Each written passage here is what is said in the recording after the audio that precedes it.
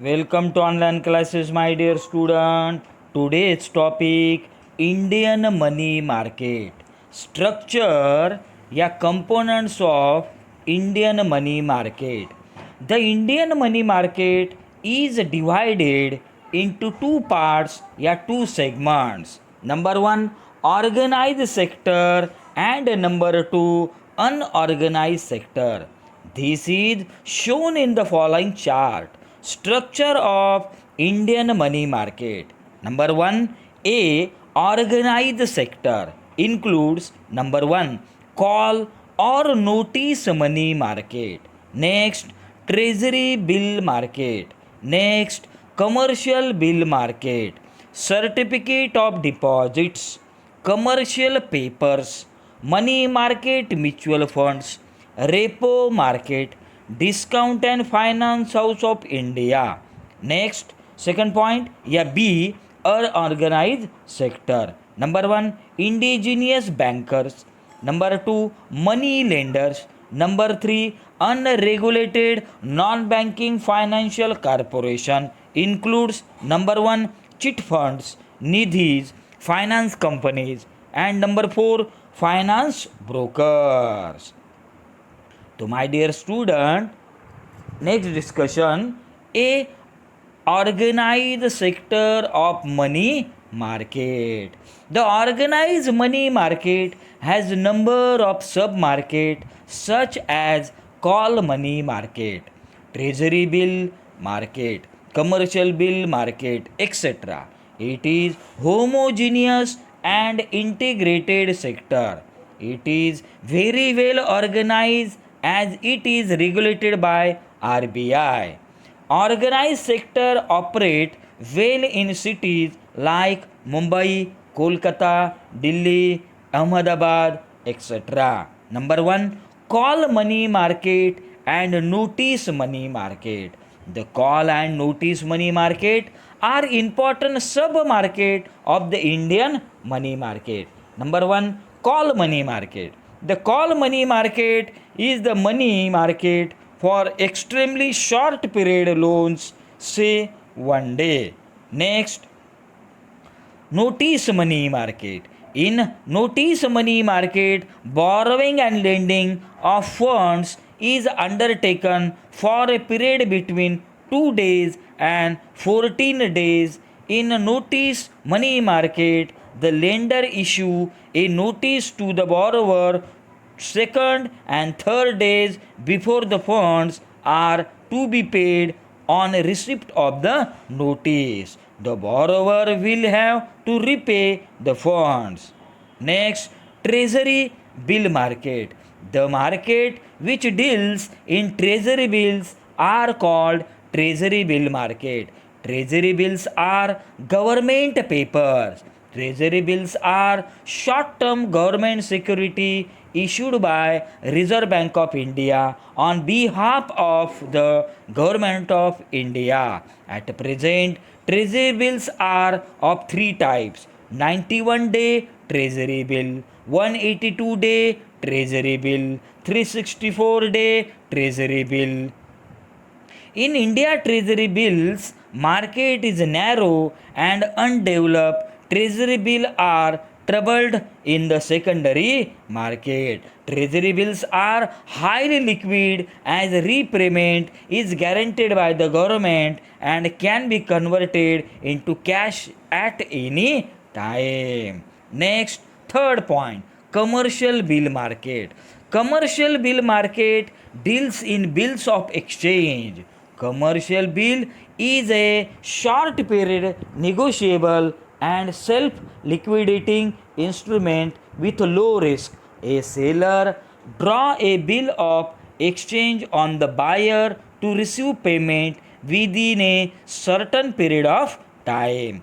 The maturity period of commercial bills is 90 days, means 3 months. The commercial bills are purchased and discounted by commercial banks and are further rediscounted by the financial institutions like CDB, IDBI, etc. etc. Next, certificate of deposits.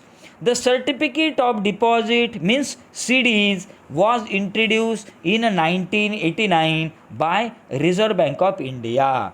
The certificate deposit is a certificate issued by the commercial banks and the All India Financial Institution to depositors of funds that remain on deposit at the bank for a fixed period at a specified rate of interest. The buyer of CDs receives a written declaration of certificate where the interest rate, term of deposit, and date of maturity are stated. Next, commercial paper CPs. Commercial paper CPs is an unsecured money market instrument issued in the form of promissory note. It was introduced in India in 1990. CPs can be issued by corporate primary dealers and the All India financial institutions which have tangible net worth of working capital not less than rupees 4 crore as per the latest audited balance sheet. This enable them to meet their short-term funding requirements for their operations. The maturity period is minimum 7 days to maximum 1 year from the date of issue. Next, Money Market Mutual Fund MMMFS. The money market mutual funds were introduced in 1992 by Reserve Bank of India to provide an additional short-term avenue to the individual investors. The scheme of MMMFS has been made for attractive to investor by reducing lock-in period from 45 days to 15 days in 1995. RBI modified scheme and allowed private sector organization to set up MMMFS in 1996. The scheme of MMMFS was made more flexible by bringing it on par with all mutual funds by allowing investment by corporate and other. The funds mobilized by money market mutual funds are to be invested in call money, commercial bill, certificate deposits, commercial papers, etc. The RBI regulated MMMFS, but since March 7, 2000, they now come under SEBI. Next, repo market या repurchase agreement. A repo or reverse repo is a transaction in which two parties, that is seller and buyer, agrees to sell and repurchase the same security with an agreement to repurchase the same security as decided mutually. Both repos and reverse repos are used to meet shortfall in the cash position. Commercial banks are the major participants in the repo markets. RBI introduced repo in December 1992 and later reverse repo in November 1996. Next, Discount and Finance House of India DFHI. DFHI was set up in 25th April 1988 to develop the money market and to provide greater liquidity to money market instruments. DFHI is jointly owned by RBI, Commercial Bank and All India Financial Institutions, which have contributed to its paid-up capital. The important role of DFHI is to develop secondary market for money market instruments and to integrate the various segments of money market. Next, unorganized sector of money market. Second point, unorganized sector of Indian money market. The unorganized sector of Indian money market are as under. Number one, indigenous bankers. Indigenous bankers constitute the ancient banking system in India. Indigenous bankers are private firms who receive deposits and give loans to the public. They operate as banks. The indigenous bankers make use of their own funds and grant loans. They charge a high rate of interest. They provide loan to agriculture, trade and industry. Next, money lenders. Money lenders lend money in rural as well as urban area. They charge an inversely high rate of interest. They do business with their own funds. The operation of money lenders are promote and flexible.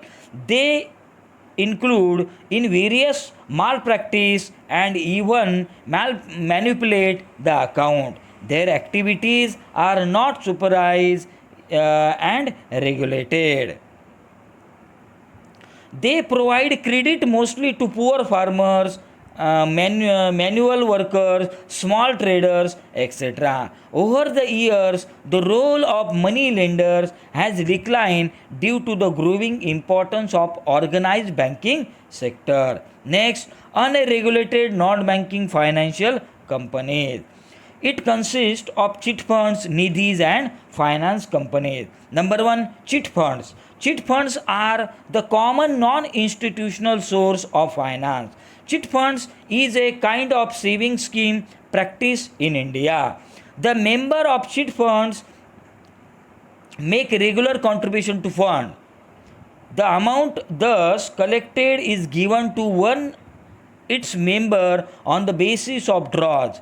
Every member is assured of his turn. Chit funds are voluntary but loose association for mobilizing rural saving. There are hundreds of chit funds operating in a big or small scale in many villages of South India. There are about 8,000 chit funds functioning in the country. Next, nidhis. Nidhis are the common non-institutional source of finance. Nidhis are mutual loan associations. Nidhis accept deposit from the member and provide loan only to its member at a responsible rate of interest. Nidhis operate particularly in South India and there are 150 nidhis doing a regular business of finance, many of which are well organized, but some are mismanaged. The RBI has no control over the lending activities of the nidhis. Next, finance companies. Finance companies raise funds through borrowings, deposits, and also use their own funds. Finance companies accept deposits and provide loans to traders, retailers, self-employment person, etc.